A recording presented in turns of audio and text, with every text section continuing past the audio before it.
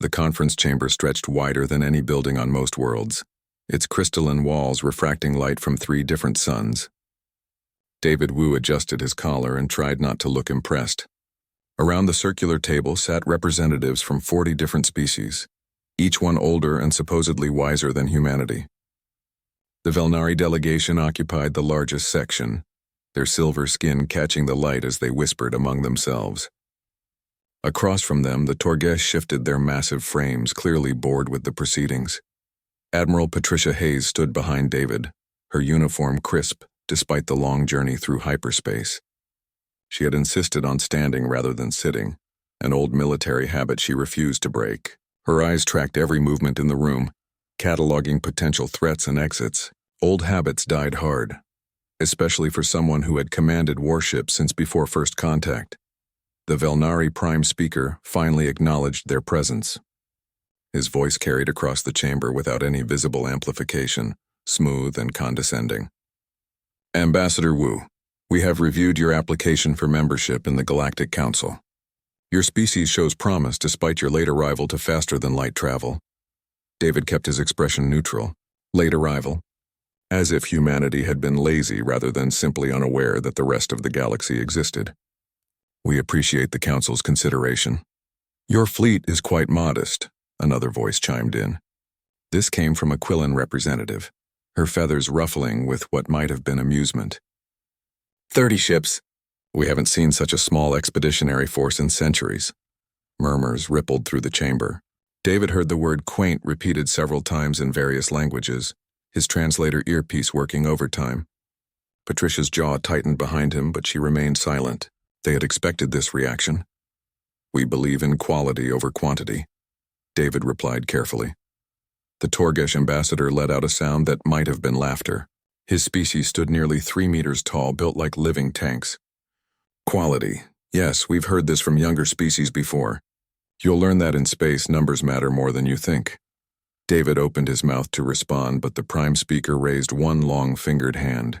We have more pressing matters to discuss. Ambassador Wu, are you aware of the situation developing in the Outer Rim territories? We've monitored some unusual activity, David admitted. Our sensors detected large-scale fleet movements near the border worlds. The Scourge, Patricia said quietly, breaking her silence. The chamber went still. David noticed several delegates exchange glances, clearly uncomfortable with the topic. The Prime Speaker's silver skin seemed to darken slightly. The Scourge are a minor concern. They have been operating in the Outer Rim for nearly 300 years. Occasionally they test our borders and we repel them. It's an old pattern, nothing worth worrying about. With respect, David said carefully, our intelligence suggests they're amassing a much larger force than usual. We've counted at least 8,000 warships gathering near the Threshold Nebula. 8,000, the Quillan representative repeated, her tone dismissive. The Council maintains defensive fleets totaling over 50,000 ships across all territories. The Scourge are raiders and scavengers. They know better than to launch a serious assault. Patricia stepped forward slightly, and David recognized the warning signs of her losing patience. We've studied their movement patterns for the past 6 months. This isn't raiding behavior. They're preparing for an invasion. The Torgesh ambassador leaned forward, his massive arms folded across his chest. Human Admiral, your species has been in space for what, 50 years? The Council has maintained peace for millennia. I think we understand galactic threats better than you do. Peace maintained through what? Patricia asked, her voice sharp. Appeasement? Defensive posturing? From what we've seen, the Council waits for threats to arrive before responding. The Prime Speaker's eyes narrowed. We prefer measured responses to aggressive posturing. Perhaps human military doctrine differs, but we have found that restraint prevents escalation. David placed a subtle hand on Patricia's arm, a silent request for calm. She stepped back, but her expression remained hard. He turned back to the Council. We're requesting permission to establish a defensive perimeter around the border worlds. Our fleet may be small, but we can help reinforce your positions. Unnecessary, the Prime Speaker said flatly. Your fleet would be better served patrolling your own claimed territories. The Council has defended these borders for longer than humanity has had written language. We don't need assistance from a probationary member species. So that's a no, Patricia said. That's a reassurance, the Quillen corrected. "We appreciate your concern, but the situation is well under control. The Scourge will do what they always do. They'll probe our defenses, find them strong, and retreat. They've done it countless times before." David looked around the chamber, seeing the same expression on every face. Confidence, complacency. They genuinely believed their own reassurances. He had seen this before in history books and old war documentaries. It was the look of people who had forgotten what real war felt like. "Very well," David said finally. "We'll return to our territory and await further instructions regarding our membership application." The Prime Speaker nodded, clearly pleased to end the discussion. "Your application will be reviewed over the coming months. We'll contact you with our decision. In the meantime, welcome to the galactic community, however limited your current role may be." As they left the chamber, Patricia walked beside David in silence until they reached the privacy of their transport shuttle. Once inside, she let out a long breath. "They're not taking this seriously." "No," David agreed, settling into his seat. "They're not. The Scourge are going to hit them hard. Those border worlds don't stand a chance with the Council's defensive doctrine. They'll be overrun in days." David looked out the viewport at the massive space station, home to the Council's central government. Thousands of ships moved around it, most of them civilian transports and trading vessels. Only a handful appeared to be military craft, and even those looked ceremonial rather than combat-ready. "How long until you think the Council calls for help?" he asked. Patricia checked her datapad, pulling up the tactical analysis her intelligence officers had prepared. "Based on Scourge fleet positioning and Council response times, I give it 3 months before they're desperate. Maybe less. And Earth's response time, 72 hours from authorization." She looked at him directly. "But David, they're going to expect our one fleet. Just the 30 ships they saw." David allowed himself a small smile. "Then I suppose they'll be surprised." Patricia returned the smile, though hers carried a harder edge. "Earth doesn't do half measures. We tried to warn them nicely. When they call, we'll show them what humanity brings to a fight." The shuttle disengaged from the station and accelerated toward the hyperspace jump point. Behind them, the Galactic Council continued its regular business, confident in centuries of peaceful tradition. They had no idea that tradition was about to break against the reality of a species that had never known true peace, a species that prepared for war even while hoping for friendship. Earth had sent one fleet for diplomacy. The other fleets were already preparing for what came next. 3 months passed like sand through an hourglass, each grain bringing the Scourge closer to Council space. The warnings went unheeded, buried under committee reviews and diplomatic protocols. Then the border world started going dark.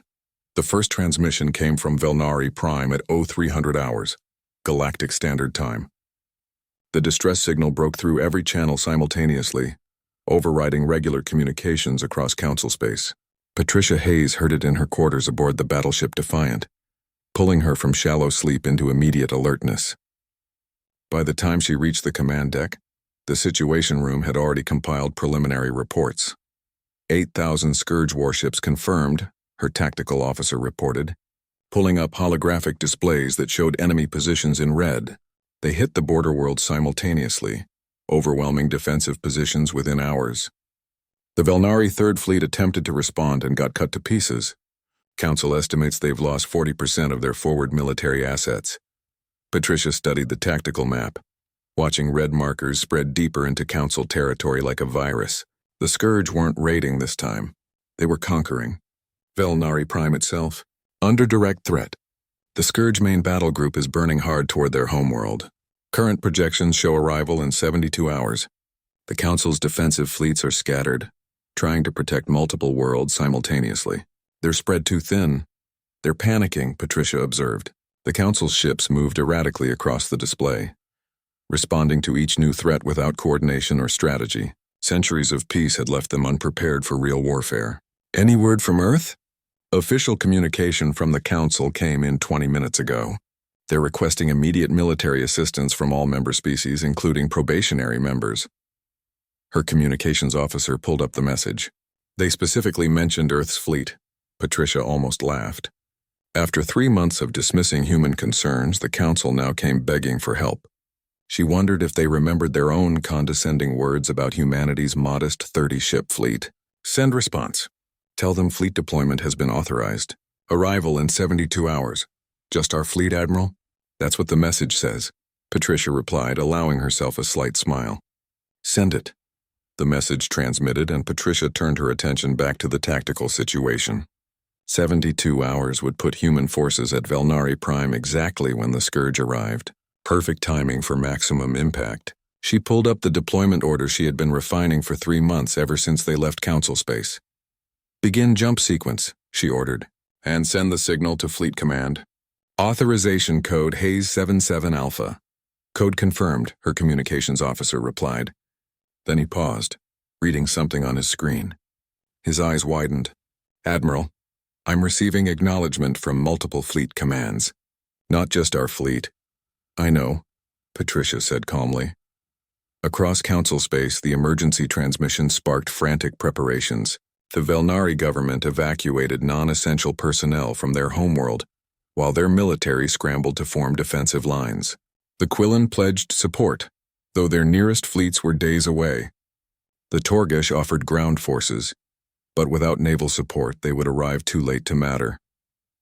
In the Council's command center, Prime Speaker Veloth watched incoming reports with growing dread. Every projection showed the same outcome. Velnari Prime would fall, and the Scourge would establish a permanent foothold in Council territory. From there they could strike at any world they chose. What about the human response? He asked his military advisor. They confirmed fleet deployment. Arrival in 72 hours. The advisor pulled up the human fleet's last known position. 30 ships. It's something, but nowhere near enough to turn the tide. Veloth's skin darkened with stress. 30 human ships against 8,000 Scourge warships. The humans were brave to even attempt a response, but mathematics didn't care about courage. At least they're trying. More than we can say for some of our allies. 71 hours later, the Scourge battle group entered the Velnari system. Their ships moved in tight formation, a dark mass of angular vessels bristling with weapons. Scourge doctrine favored overwhelming firepower and numerical superiority. They had never faced an enemy that could match their numbers, let alone exceed them. The remaining Velnari defensive fleet, barely 100 ships, formed a desperate line between the invaders and their homeworld. They knew they couldn't win, but they could buy time. Minutes, maybe hours. Every moment counted. Then the human fleet arrived and everything changed. The first indication came from long-range sensors. Multiple hyperspace signatures, far more than expected. The Velnari sensor operators assumed it was Scourge reinforcements until the identification codes came through. Human signatures. Lots of them. One fleet dropped out of hyperspace, then another, then 5 more, all arriving in perfect synchronized intervals. The tactical displays lit up with new contacts, each one broadcasting Earth military identification. Ship after ship materialized, forming battle lines with practiced precision. Count them, Veloth whispered in the command center, unable to believe what the sensors showed. Still arriving. Prime Speaker. The sensor operator replied, his voice shaking. I count 7 fleets so far. No, 8, 9, the ships kept coming. Sleek human warships, each one smaller than Council vessels but moving with frightening coordination.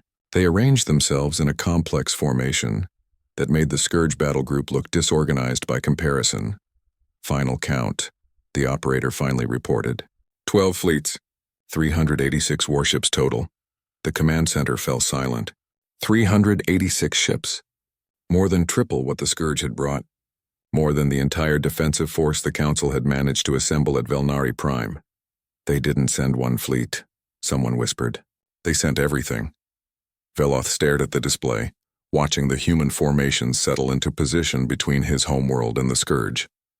The Earth ships moved like a single organism, each vessel perfectly positioned to support the others. This wasn't just a fleet. This was a weapon, honed by experience and refined by doctrine. A communication request came through from the human flagship. Admiral Hayes' face appeared on screen, her expression cold and professional. Prime Speaker Veloth, she said without preamble, we received your request for assistance. Hope we're not late. Admiral, Veloth struggled for words. We thought you were sending your fleet. The 30 ships we saw. That was our diplomatic fleet, Patricia corrected. 1 fleet for diplomacy. The rest are for war. She glanced at something off screen. The Scourge are moving to engage. We'll handle them. Keep your remaining ships back and protect your orbital installations. You'll want to watch how Earth fights." The transmission ended before Veloth could respond. He watched the human fleets begin their advance, moving toward the Scourge with the confidence of a predator approaching prey. In the decades that followed, scholars and military historians would debate what happened in the next 6 hours. The Scourge entered the battle expecting numerical superiority, and found themselves outmatched in every category that mattered. Human weapons fired with precision that made Scourge return fire look primitive. Human tactics exploited every weakness in enemy formation, turning the Scourge's numerical advantage into a liability, as their own ships blocked firing lines and created chaos. But in that moment, as 12 human fleets engaged 8,000 Scourge warships, the Galactic Council learned a simple truth. Earth hadn't sent one fleet because they thought it would be enough. They had sent 12 fleets because that's what it took to make the galaxy take them seriously. And somewhere in Earth's solar system, 20 more fleets continued their patrol routes waiting for orders that might never come. The Scourge had never retreated from a battle before. Their entire military doctrine centered on overwhelming force and relentless assault. For 3 centuries, they had crushed opposition through sheer numbers and savage determination. Now, for the first time in their history, they ran. The human fleets pursued them like wolves chasing wounded prey. Patricia Hayes watched the tactical display from her command chair, noting how the Scourge formations crumbled under coordinated fire. What should have been a straightforward engagement based on numbers had turned into a slaughter. The mathematics of war didn't account for skill, experience, or doctrine. "Enemy flagship is breaking formation," her tactical officer reported. "They're trying to scatter their remaining forces." "Don't let them," Patricia ordered. "Target their command ships first. Cut off their coordination." Human destroyers accelerated ahead of the main battle line, their smaller size allowing for greater speed and maneuverability. They wove through Scourge formations, identifying command vessels by their communication signatures and eliminating them with missile strikes. Without central coordination, the Scourge fleet fractured into dozens of smaller groups, each acting independently. That made them easier to destroy. The Velnari watched from their defensive positions, forbidden by Admiral Hayes from entering the engagement. Their sensors recorded everything, documenting a style of warfare they had never witnessed. The Council species fought through attrition, establishing defensive lines and holding territory. They viewed war as a necessary evil to be conducted with restraint and minimum casualties. Humans had no such restraint. They fought to eliminate threats permanently. "Launch drone swarms," Patricia commanded. "Full saturation pattern." Thousands of autonomous combat drones launched from human carriers, small craft barely larger than fighters but packed with explosives and basic navigation systems. They swarmed toward Scourge vessels like angry insects, too numerous for point defense systems to eliminate. Some got destroyed, but enough reached their targets to tear through armor and disable critical systems. The Scourge tried to adapt, redirecting fire toward the drone swarms. That's when human capital ships opened fire with their main batteries, catching enemy vessels while their attention was divided. It was a tactic as old as warfare itself, but executed with technological precision that made it devastating. A distress call came through from a Scourge vessel, broadcast on open channels. The translation came through broken and panicked. "Fall back, fall back! They're not trying to push us away, they're trying to kill us all." Patricia heard the transmission and felt nothing. This was war, not the sanitized, restrained conflict the Council had practiced for centuries, but real war where the objective was complete victory through enemy destruction. Earth had learned this lesson through millennia of bloody history. Every human generation knew war. Every human culture had warrior traditions built from necessity, not choice. The Council was about to learn what humanity had always known. Peace only lasted as long as you were prepared to defend it with overwhelming force. "Enemy casualties?" Patricia asked. 62% of their initial force is destroyed or disabled. The remainder is attempting to flee the system. The tactical officer pulled up pursuit trajectories. "We can catch them before they reach the hyperspace jump point." "Do it."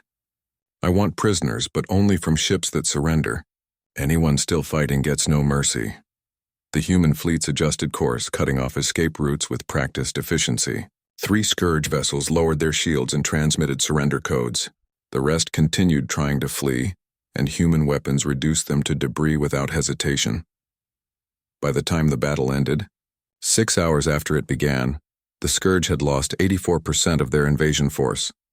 The survivors huddled in human holding patterns, their weapons disabled and their crews terrified. The Velnari defenders hadn't fired a single shot. Patricia ordered one of the captured Scourge commanders brought to a neutral location for questioning. The Galactic Council requested to attend, eager to understand what had just happened. The meeting took place aboard a Velnari diplomatic vessel, neutral ground where all parties could gather safely. The Scourge commander was a massive creature, heavily armored, and built for intimidation. Its species had evolved as apex predators, and they carried that mentality into their expansion across the stars. But when the guards brought it into the conference room, Patricia saw something she hadn't expected in its eyes: fear. Prime Speaker Veloth conducted the initial questioning. Following council protocols for prisoner interrogation, the Scourge commander answered in clipped, hostile tones, giving only basic information about fleet composition and chain of command. Then Veloth asked the critical question: "Why did you retreat? Your force still outnumbered the human fleet when you began your withdrawal." The commander's armored plates shifted, a gesture that might have indicated discomfort. "Numbers mean nothing against them." "Explain," Veloth pressed. "You don't understand what you've brought into this galaxy," the commander said, its voice carrying a tone that might have been awe or horror. "We fought the Council for 300 years. You defend. You hold territory. You fight to minimize losses. It's war, but it's civilized war. And humans?" Patricia asked, speaking for the first time. The commander turned to look at her directly. "You don't fight like that. You don't fight to defend or hold territory. You fight to destroy, to eliminate. Your weapons aren't designed to disable ships, they're designed to vaporize them. Your tactics don't create stalemates, they create kill zones. We lost over half our fleet in the first 2 hours because you don't care about your own casualties. You care about eliminating the enemy." The room went quiet. Several council representatives shifted uncomfortably, clearly disturbed by the description. Patricia remained unmoved. "You're correct," she said simply. "Earth learned a long time ago that half measures in war just extend the suffering. When we commit to a fight, we commit completely. How many wars has your species fought?" the commander asked. Patricia considered the question. "Thousands? Tens of thousands?" Human history was one continuous chain of conflicts. From tribal warfare to world wars to the brief but brutal expansion conflicts that preceded first contact. Enough to learn how to fight properly. The commander made a sound that might have been laughter. "The council thinks they've gained a powerful ally. They don't realize what they've done. You're not an ally. You're a weapon. And weapons don't stay in their sheaths forever. Is that a threat?" Veloth asked sharply. "It's an observation," the commander replied. "We're raiders and conquerors. We know what we are. But you?" It looked at Patricia. "You pretend to be diplomats and explorers, but you're the most dangerous species in this galaxy. You've been fighting since before you had written language. War isn't something you learned. It's something you are." Patricia stood up, signaling the end of the interrogation. "Take him back to holding. Treat him according to council prisoner protocols." After the guards removed the Scourge commander, the council representatives sat in uncomfortable silence. Finally, the Quillen ambassador spoke. "Admiral Hayes, is what he said true?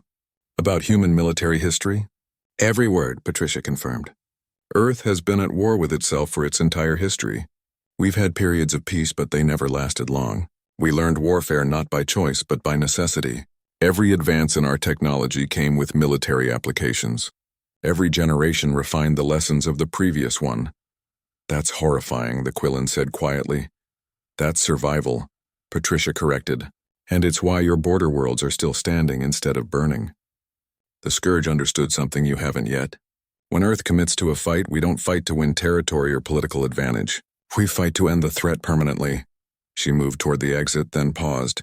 The Council wanted to know if humanity was ready to join the galactic community. "I think you have your answer. We're ready. The question is whether the galaxy is ready for us." Ambassador Rylith couldn't sleep. The data kept scrolling through her mind, each piece more disturbing than the last. She sat in her private quarters aboard the Council diplomatic station, surrounded by holographic displays showing human military history. What she had discovered in the past week would change how the Council viewed their newest ally forever. The research had started innocently enough. After the Battle of Velnari Prime, The council wanted to understand their human partners better. They assigned Rylith, their most skilled cultural analyst, to compile a comprehensive report on Earth's military capabilities and historical development. She had expected to find a moderately aggressive species, perhaps one that had overcome a few planetary conflicts before reaching the stars. What she found was something else, entirely. The first document that caught her attention detailed something called World War I, a global conflict fought with primitive chemical weapons and massed artillery. The casualty numbers made her physically ill. 20 million dead in just 4 years. She had assumed it was a singular catastrophic event in human history, perhaps the conflict that finally taught them the futility of war. Then she found World War II. Less than 20 years after the first global war ended, humans did it again. This time with even more devastating weapons, 50 million dead, entire cities destroyed by single bombs. The images from a place called Hiroshima showed what nuclear fission could do to a population center. Rylith had stopped reading after that, taking a full day to process what she had learned. But duty demanded she continue, and what came after those world wars was somehow worse, not because the conflicts were larger, but because they never stopped. Korea, Vietnam, Afghanistan, Iraq, Syria, dozens of regional wars, each one claiming thousands or millions of lives. Civil wars, border conflicts, proxy wars between superpowers who avoided direct confrontation only because mutual annihilation had become possible. The humans had developed nuclear weapons before they invented practical computers. They had militarized space before they left their own solar system.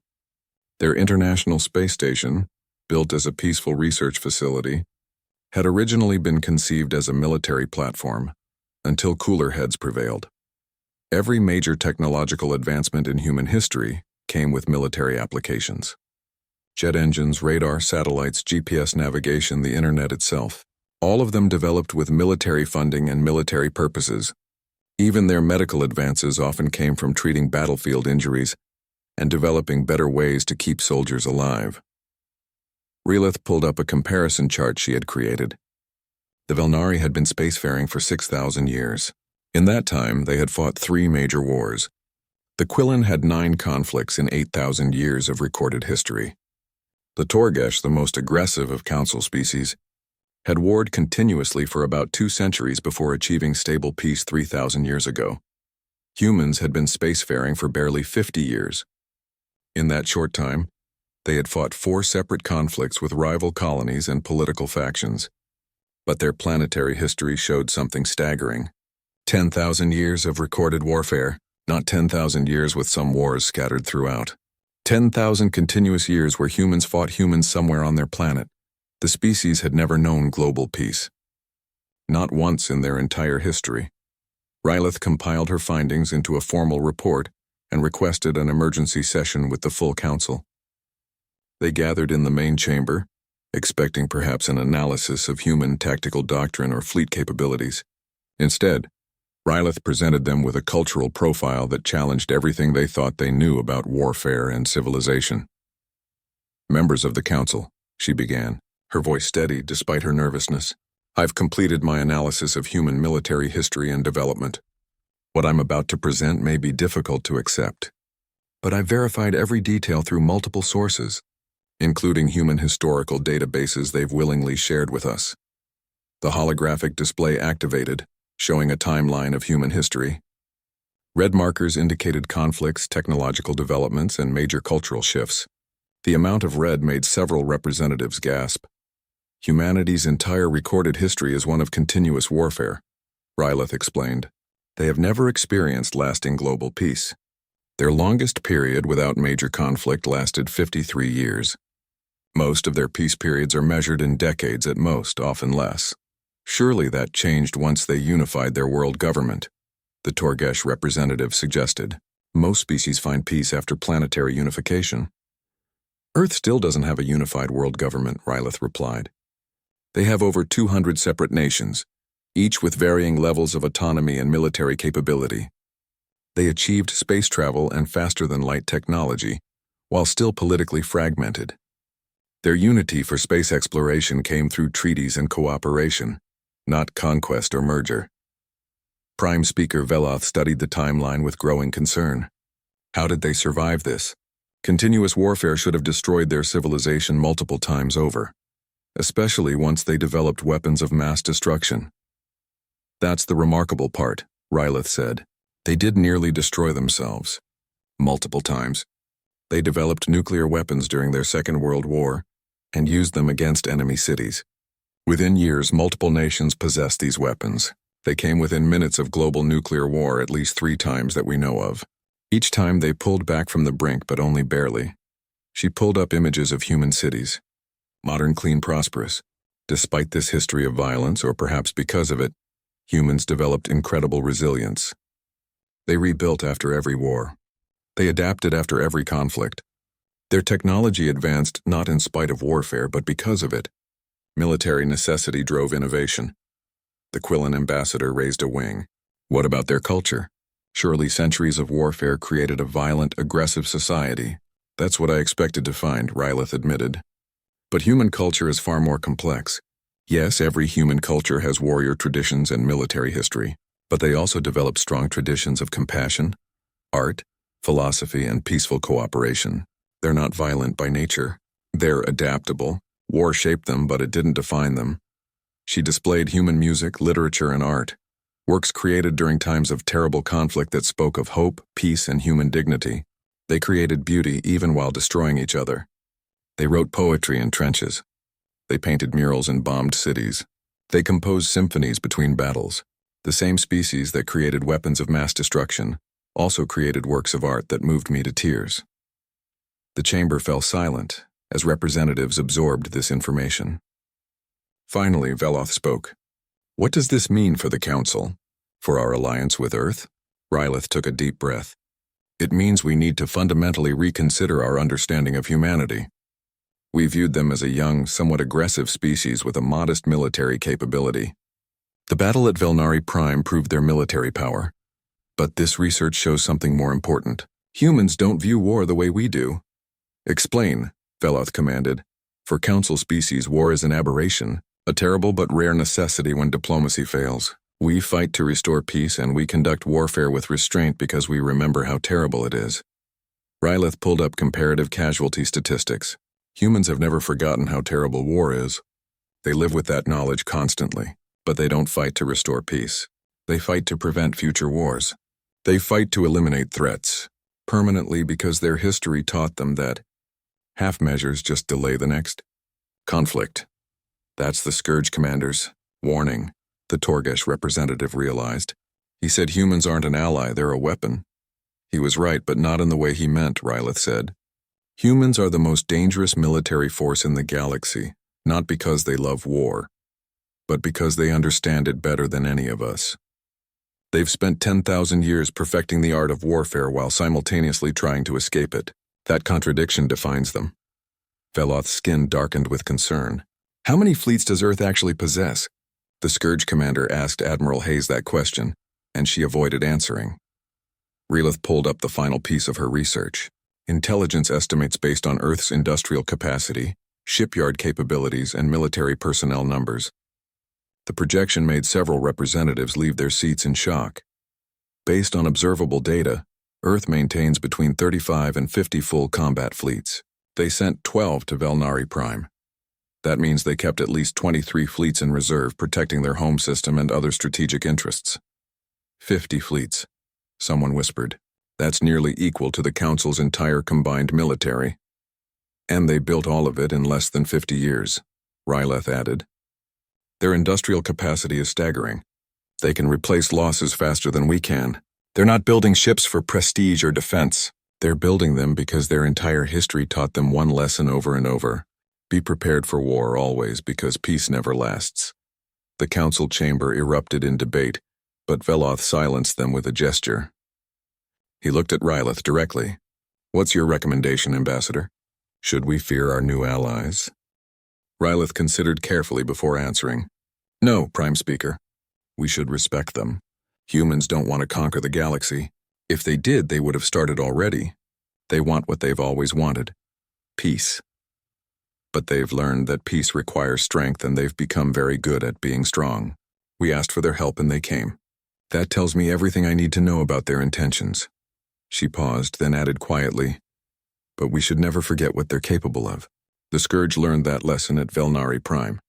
Let's hope the rest of the galaxy learns it without requiring the same demonstration. The human fleet didn't wait for permission. 3 days after securing Velnari Prime, Admiral Hayes issued orders that sent shockwaves through Council leadership. The 12 human fleets weren't returning home. They were advancing into Scourge territory. Prime Speaker Veloth learned about the offensive when his military sensors detected human ships crossing the former border. He immediately opened a priority channel to the defiant Hayes' flagship. Her face appeared on screen, showing no surprise at the call. Admiral, our protocols require Council authorization before launching offensive operations in foreign territory, Veloth said, trying to keep his tone diplomatic despite his frustration. You can't simply invade Scourge space without proper approval and planning. I'm not invading, Patricia replied calmly. I'm eliminating a threat. There's a difference, and that's semantics. You're conducting military operations beyond Council borders without permission. Prime Speaker, with respect, I didn't ask for permission when we came to save Velnari Prime. I'm not asking for permission now. Patricia pulled up a tactical map. The Scourge came within hours of taking your homeworld. They'll rebuild their fleet and try again in a few years unless we stop them now. Council defensive doctrine is why they kept coming back for 3 centuries. We're ending this. This violates centuries of Council military policy, Veloth protested. We defend our territory. We don't launch aggressive campaigns into enemy space. It only escalates tensions and creates cycles of revenge. Patricia's expression hardened. Your defensive policy let the Scourge operate freely for 300 years. They raided, retreated, rebuilt, and raided again. That's not peace, Prime Speaker. That's just slow warfare. Earth learned this lesson 1,000 years ago. If you want lasting peace, you need to remove the threat completely. The transmission ended before Veloth could respond. He sat in his command center, watching human fleets drive deeper into Scourge territory with systematic precision. They weren't advancing like the Council would, carefully securing each system before moving forward. They moved like a blade, cutting directly toward strategic targets. Human intelligence had identified key Scourge installations during the battle at Velnari Prime.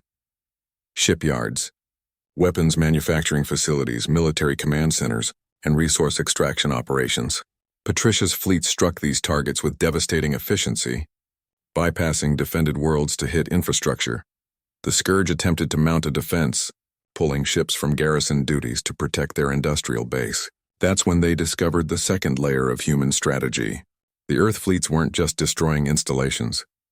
They were forcing the Scourge to concentrate their forces in defensive positions, making them predictable and vulnerable. When Scourge defenders gathered at their primary shipyards, human ships hit them with weapons the Council had never seen before. Kinetic bombardment platforms launched guided projectiles from high orbit, using gravity and velocity to create impacts comparable to tactical nuclear weapons. Electronic warfare systems jammed Scourge communications, turning their coordinated defense into isolated groups of confused ships and the drone swarms. Thousands upon thousands of autonomous combat units that swarmed enemy positions, overwhelming point defenses through sheer numbers while human warships picked off targets with precision strikes. Within 2 weeks, the Scourge military infrastructure was in ruins. Their ability to build new ships, manufacture weapons, and coordinate large-scale operations had been systematically dismantled. The surviving Scourge forces scattered, abandoning their territorial holdings to flee to the farthest reaches of their space. The Council watched in stunned silence. What they had failed to accomplish in 3 centuries of defensive warfare, humanity had achieved in 14 days of offensive operations. The Scourge weren't just defeated, they were broken. But the operation wasn't over. While human fleets devastated Scourge military capability, one Scourge admiral made a desperate gamble.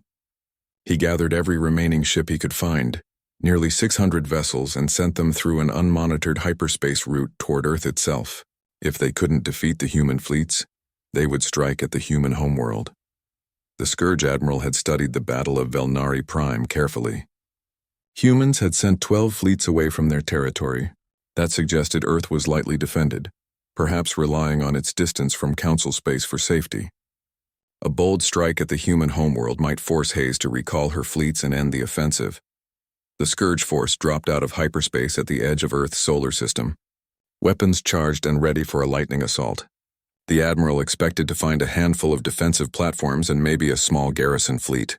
What he found instead made his blood freeze. 20 fleets hung in Earth's orbit. Not 12.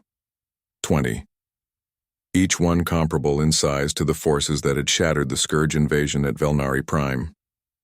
Around the fleets, defensive platforms bristled with weapons that made Scourge artillery look primitive. Mining colonies in the asteroid belt turned out to be disguised military installations. The moons of Jupiter housed massive shipyards, each one capable of building dozens of warships simultaneously. And Earth itself glowed with cities that covered entire continents, protected by atmospheric defense systems that activated the moment Scourge ships appeared on sensors. The Scourge Admiral stared at his tactical display in complete disbelief. This wasn't a lightly defended homeworld. This was the most heavily fortified system in the galaxy. The 12 fleets at Velnari Prime weren't Earth's military strength. They were just what humanity could spare. "We've made a terrible mistake," he whispered to his bridge crew. The human response was immediate and overwhelming. 10 of the 20 orbital fleets moved to intercept, their acceleration curves showing capabilities that shouldn't have been possible. They reached engagement range in minutes, not hours. Scourge weapons fired desperately, scoring some hits but achieving nothing significant against human armor and shields. Human return fire was surgical. They targeted engines first, crippling Scourge mobility, then weapon systems, leaving enemy ships defenseless. Within 40 minutes of arriving, the entire Scourge strike force was either destroyed or disabled. The few survivors sat dead in space, their systems offline and crews awaiting capture. Patricia Hayes received the report in her command center deep in Scourge territory. She had expected some kind of desperation move, but attacking Earth directly was either incredibly brave or incredibly stupid. "Probably both. Casualties?" she asked her communications officer. "Minimal. 3 human ships took moderate damage, no losses. The orbital defense platforms didn't even need to fire. The Scourge force was neutralized before they got anywhere near Earth proper." Patricia nodded, unsurprised. Earth's home defense was the oldest and most developed part of human military doctrine. Every city had shelters. Every orbital platform could convert to military mode within minutes. The Sol system was humanity's fortress, built and refined over decades of careful preparation. She opened a secure channel to Earth Command. "Bring one of the Scourge survivors back alive. I want them to deliver a message to what's left of their people." 2 days later, a single Scourge vessel limped back to their remaining territory. Its crew carried recordings of Earth's defenses and a simple message from Admiral Hayes. The Scourge could surrender and face reasonable terms, or they could continue fighting and face complete extermination. The choice was theirs, but they had 24 hours to decide. The Scourge leadership watched the recordings in stunned silence. They saw 20 fleets. They saw weapons that made their own technology look outdated. They saw a civilization that had militarized its entire home system, while simultaneously projecting power across hundreds of light years. One of the Scourge Council members spoke what they were all thinking. How did they build all this?" "They've only been in space for 50 years. "They didn't build it in 50 years, another replied, understanding finally dawning. "They've been preparing for this for thousands of years. Everything they learned from fighting each other, they applied to fighting us. We never stood a chance." The Scourge transmitted their surrender 6 hours later. The Council received news of both events simultaneously. The Scourge defeated, their military eliminated, and their leadership surrendering unconditionally. And Earth's true military strength revealed, at least partially. 20 fleets in home defense, 12 fleets deployed offensively, and intelligence suggested even more were in various stages of construction or training. Prime Speaker Veloth called an emergency session. The Council had invited Earth as a junior partner, a probationary member with potential. They had gotten something entirely different. A military superpower that had been quietly building strength while the rest of the galaxy grew complacent. "We need to address this," Veloth said to the assembled representatives. "Earth is now the dominant military force in Council space. We need to determine what that means for galactic politics and security." Ambassador Ryleth, who had predicted some of this in her cultural report, spoke carefully. "Earth didn't hide their capabilities out of deception. They simply showed us what we expected to see. One diplomatic fleet, We assumed that was all they had because that's all we could imagine them having. Our failure was one of imagination, not their failure of honesty. What do we do? The Quillen ambassador asked. How do we maintain balance with a species this powerful? We don't, Rylith said simply. We accept reality. Earth is powerful because they spent millennia preparing for threats. They came to the Council seeking partnership, not dominance. They could have demanded concessions or territory after saving Velnari Prime. Instead, they eliminated the Scourge threat and asked for nothing in return.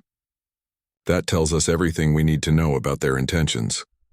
Veloth considered this carefully. The Council faced a choice. They could fear their new human allies and create distance, potentially turning a friend into an enemy. Or they could embrace the partnership and benefit from human strength, while hoping their peaceful intentions remained genuine.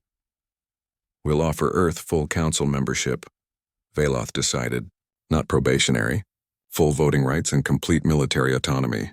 We'll also request they establish permanent fleet bases in Council territory and serve on our joint military command.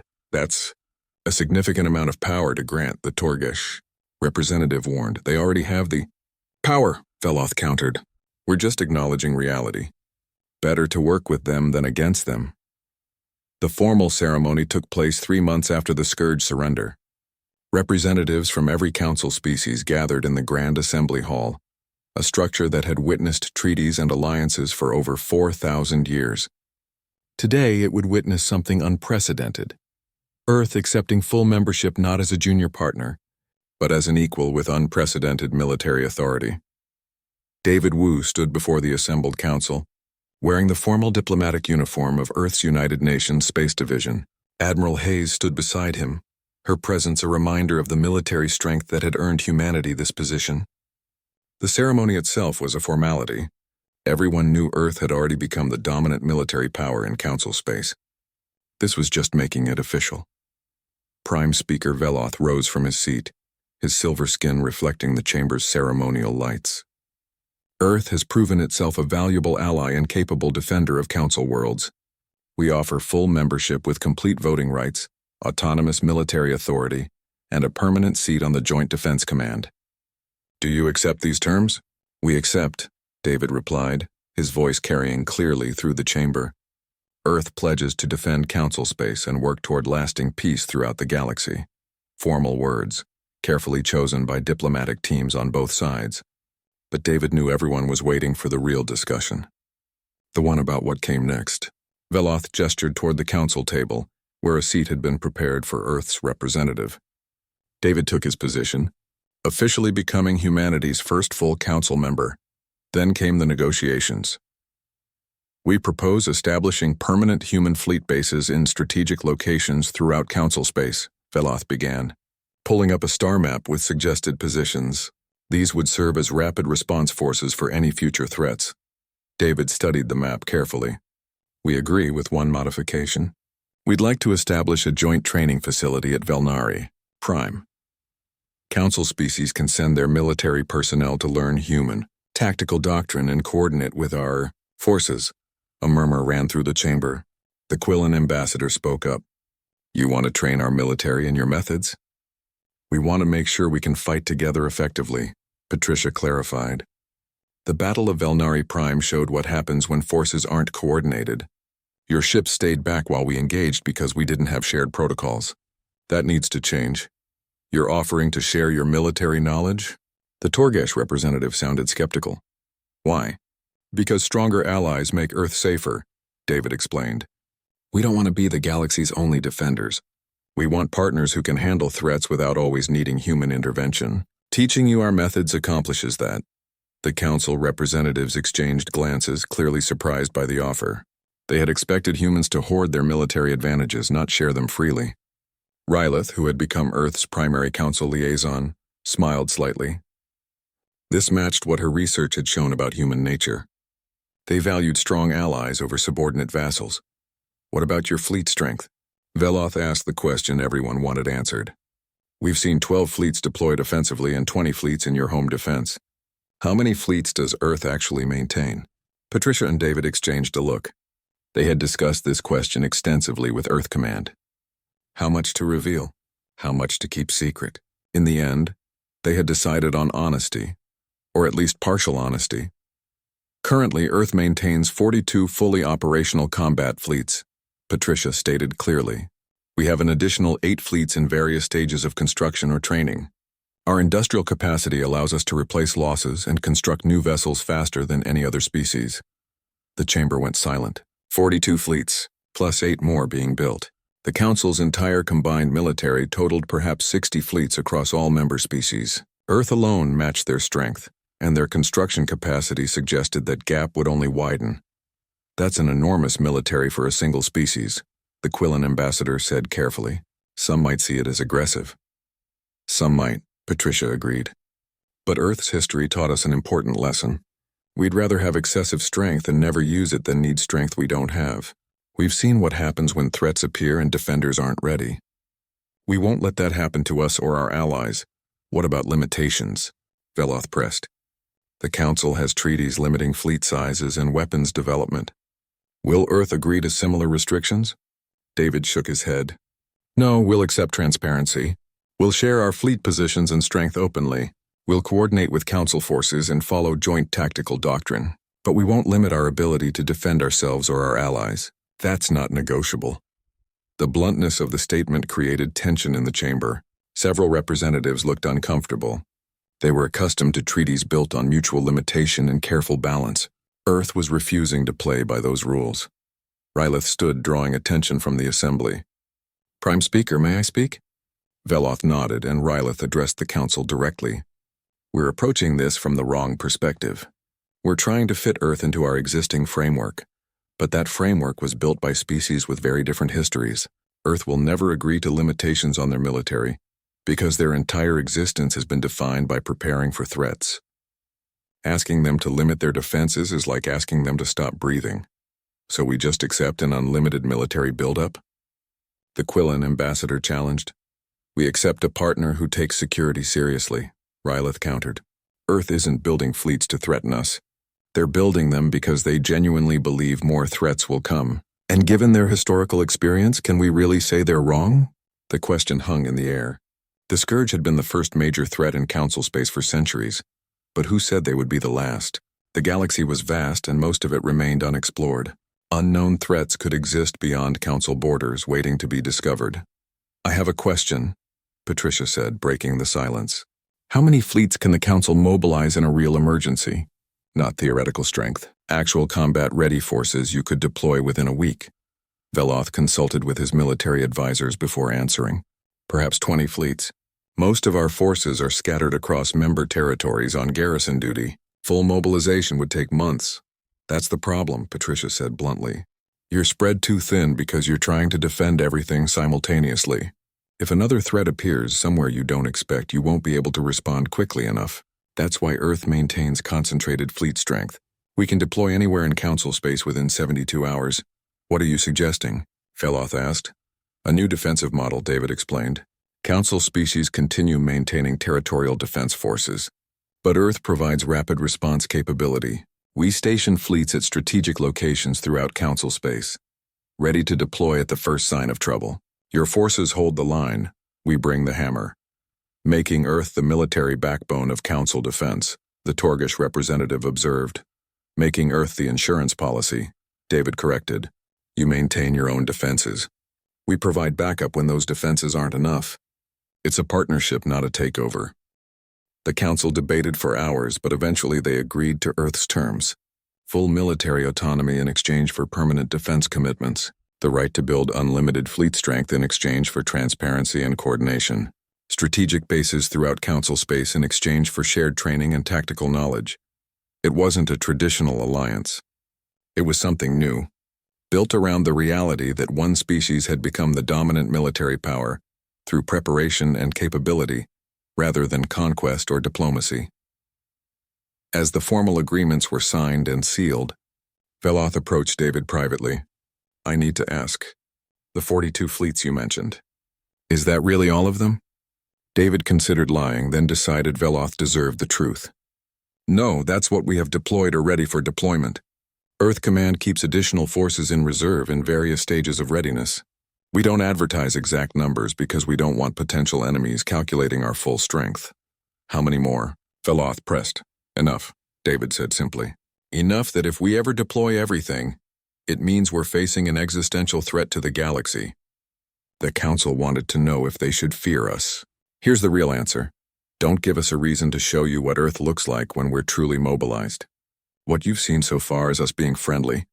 Veloth's skin darkened with concern. That's not exactly reassuring. It's not meant to be, David replied. It's meant to be honest. Earth came to the Council seeking partnership and peace. We still want that, but we're not going to apologize for being prepared.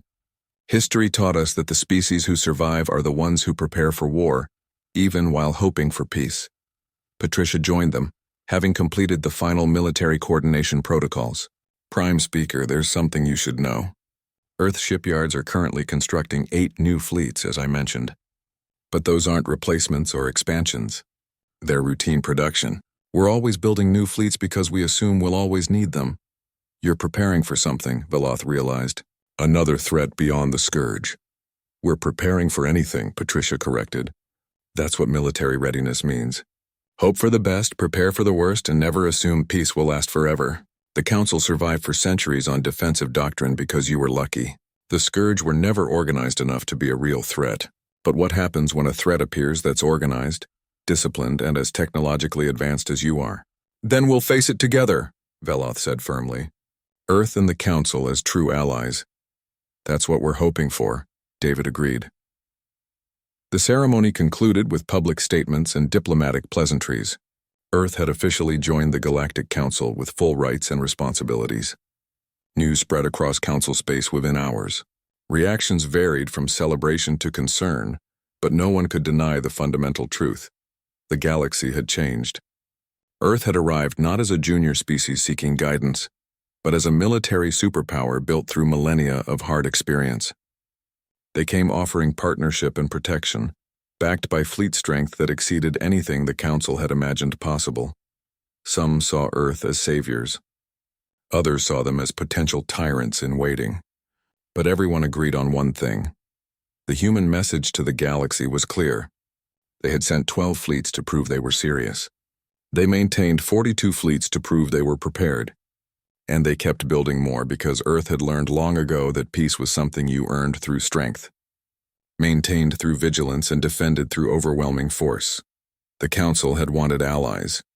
They got protectors, and the galaxy would never be the same.